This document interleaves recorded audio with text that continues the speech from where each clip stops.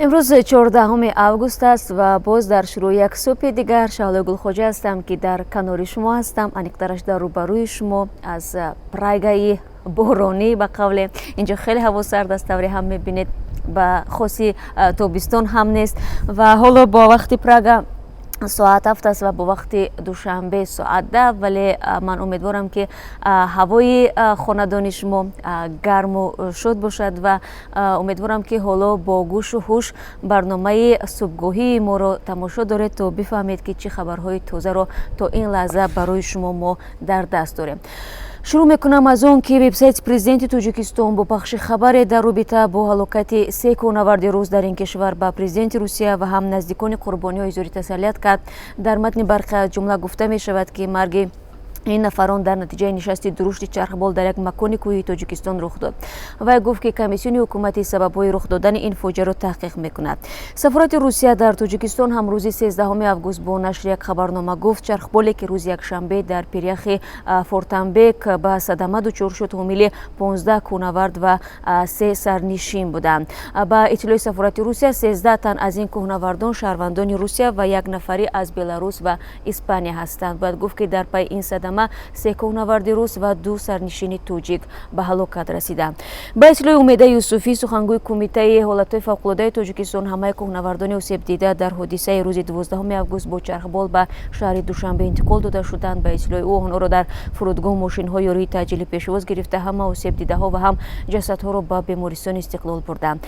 در میان آنها اینچنین مهندس فنی چرخبال پادپالکوونیک بابونظر جلیلوف هم میباشد که در نشست درشت چرخبال مجروح شده است.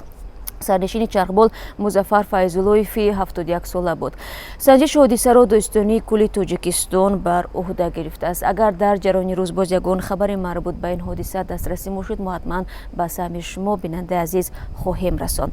خب دپارتمنت دولتی آمریکا مقام تاجیکستان را از نظر وضع امنیتیش برای سیاحان یک زینه‌پایین آورده است. این نهاد که مسئول روابط خارجی آمریکا کشور با دولت‌های دنیا است در بخش مشورت‌ها برای سیاحی کشورهای دنیا را از نظر بی‌خطری و امنیت در 4 رده یا گروه ارزیابی میکند. رده اول چوره‌های عادی بی‌خطری عنوان دارد که با آن کشورهای شاملند که امنیت شهروندان و سیاحان خارجی تامین هستند. تاجیکستان تا حادثه حمله به سیاحان در دنقره که روز 29 ایول رخ داد در نتیجه آن 2 سیاح آمریکایی و 2 اروپایی کشته شدند در همین رده اول بی‌خطری قرار داشت.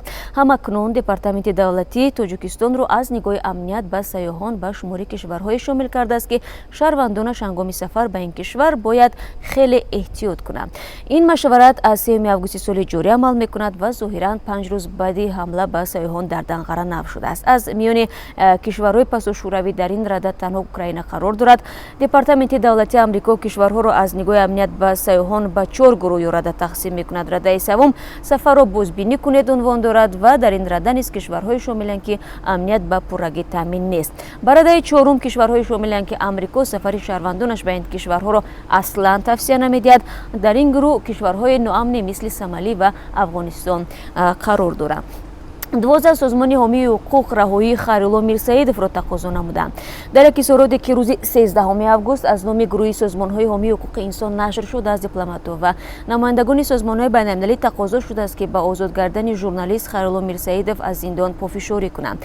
در اظهاراتی از جامعه بین‌المللی تقاضا شده است که در راستای بازبینی شدن پرونده میرسیدوف در دادگاه تجدید نظر شهر خوجند از مقامات تاجیکستان آزادی به قید و شرط ژورنالیست و احترام به آزادی بیان تقاضا شود.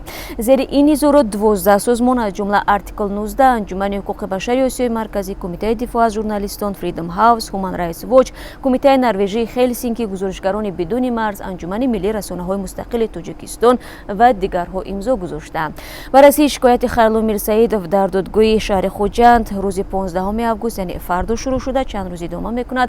دادرس پرونده در قرار خود گفت که میرسیدوف در مجموع از روی 3 ماده کدکس جنایی تاجیکستان گناهکار اعلام میشود. 11 ایول با قرار دادگاه شهر خوجند از روی اتهام از آن خودکنی و اسرافکاری مبلغ‌های دولتی، ساختکاری حجت و پخش کردن معلومات بر دروغ درباره عالم زاهدزاده سابق رئیس بخش جوانان حکومت سوق در مجموع به 12 سال زندان میرسیدوف که ژورنالیست است محکوم گردید. ایران موشک نوی بالستیکی را نمایش داده اصرار می‌ورزد که امکانیت‌های دفاعیش بیشتر شده است. آمریکا طلب دارد که ایران تولید چنین سلاح را متوقف کند. روز 13 آگوست رسانه‌های ایران گزارش دادند که موشک فاتح مبین آزمایش را گذشته امکان دارد که از زمین و یا از بر پرتاب شود. وزیر مدافع ایران امیر حاتمی میگوید هیچ چیزی به حرکت این موشک مانع ایجاد کردن نمیتواند. خب خبرهای خارجی را ادامه میدیم. سابق پرزیدنت ارمنستان از بازداشتگاه پیشکی خارج شد. دادگاه اپلاسیونی ارمنستان حکم برآورد که مجازات کچریان برای نارامی‌های بعد انتخابات سال 2008 امکان ندارد. در انتخابات سال 2008 متفق کچریان سرش سارکسیان پیروز اعلان شد. مخالفین این پیروزی را قبول نکردند و اعتراضهای 10 روزه را تشکیل نمودند که با خونریزی و تعقیب خاتمه یافتند. رو میارم به ازبکستان. در ناحیه جرقرغان ولایت سرخاندریای ازبکستان دو جوانی که عاشق یکدیگر بودند خود را به زیر قطار پرتافته خودکشی کردند. به گفته نزدیکان خانواده دختر و پسر، خانواده هر دو این دو جوان به ازدواج آنها مخالف بودند و اینها که یک 20 و 17 ساله بودند شب 9 به 10 آگوست در حدود ناحیه جرقرغان خود را به زیر قطار بربری پرتافتند. یک کارمند پلیس رویاهانی ولایت سرخاندریو با تصدیق این خبر گفت داستانی سنجش حادثه را آغاز کرده است. یکی از فعالان دهه قمقشلاق که نخواست نامش افشا شود گفت به خودکشی جوانان ناراضگی پدر دختر به ازدواج آنها سبب شده است. در روسیه باشد خط کننده گیمنازیا نتیجه های امتحان یگانه دولتی به خود یگی را به دادگاه کشیده است. مرافعه امروز در دادگاه مرکزی شهر برگزار می شود. در این باره رسانه‌های روسیه خبر می‌دهند. ایرینا گریبنیوا وکیل دفاعی ارتیوم ویسیلوف گفت که این نخستین بحث در زمینه امتحان یگانه دولتی است. ارتیوم ویسیلوف از این نهاد 88 خال گرفته است. ویسیلوف میگوید در مورد 3 سپارش به او خال کمتر دادند.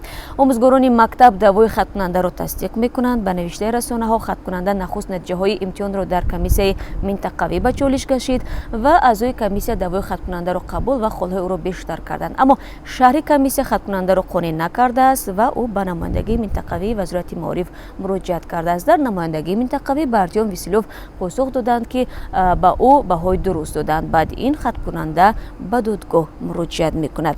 خب با آنهایی که این همین حالا به ما پیوستند بار دیگر درود میفرستم و ما خبرها رو ادامه میدهیم. برمیگردم به تاجیکستان. وزارت کارهای داخلی تاجیکستان از یک صدمه پرقربانی در شهر کولاب خبر میدهد.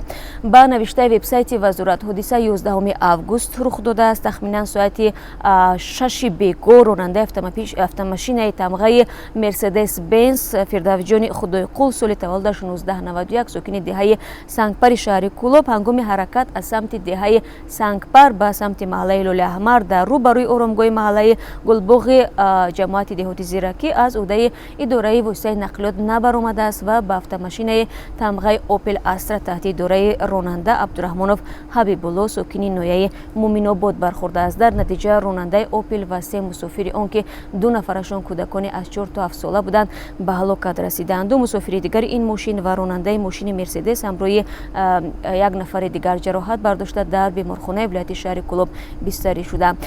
از روی این حادثه تحقیقات ادامه دارد. و بینندگان عزیز چون چند روز به این جانب شما در رابطه با قرب روبل روسیه از ما پرسان میکنید، خب برای شما میگویم که در روسیه روزی گذشته $1 آمریکایی 68 روبل و 22 کپیک رو تشکیل کرده است که طوری میبینید قرب روبل روسی در روسیه به تدریج پایین میرود. در تاجیکستان هم قرب روبل روسی یک بار پایین رفته است و طبق نشانداد بانک ملی 1 روبل برابر 13 درهم شده است که این پایین ترین نشانداد ماهای آخر است. در بهار امسال 1 روبل برابر 15 درهم بود. خب چون بیشتری مهاجران تاجیک در روسیه با روبل روسی حق خودشان رو میگیرند، معاششان رو، خب طوری معلوم می شود این به کیسه آنها بازم ضربه خودش رو میرساند. تشکر میگم که چند دقیقه با ما بودید و من شما رو بعد از 3 ساعت دیگر بازم در پخش مستقیم و با خبرهای نو منتظر می شوم.